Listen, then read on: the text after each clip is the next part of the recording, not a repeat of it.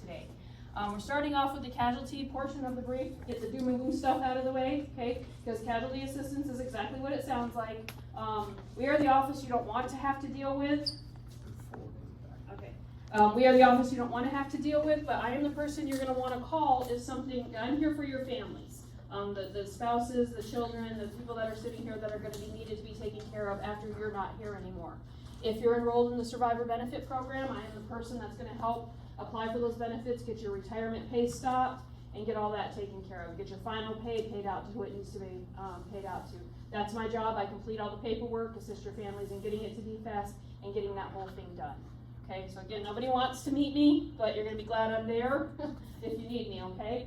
And we do have a table across the way, and our big thing that we hand out while we're over there is this handy little pamphlet. And if you fill this out, it's great because it has all your information, and there's spots on there about all the accounts that you have, insurance policies, what banks you work through. Just has a lot of really good information on there for the family member who's going to be taking care of your affairs if something happens to you. It's just a real quick synopsis of where they need to go, who they need to contact to let those agencies and those people know that something has happened to you. So it's a really good form to fill out.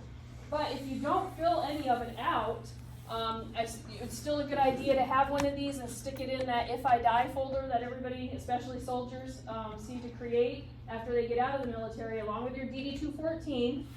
So please make sure that if you put your DD-214 somewhere that your family has access to it, because when a soldier dies, if they want to have funeral honors at the soldier's service, with the taps and the firing party and all that, we have to have a DD-214 showing an honorable discharge.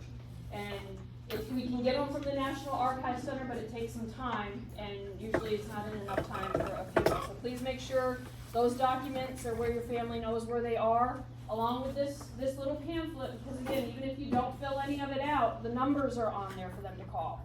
When something happens to you, it has those phone numbers listed on them. Okay, who do I need to call to let these people know that something has happened to my soldier?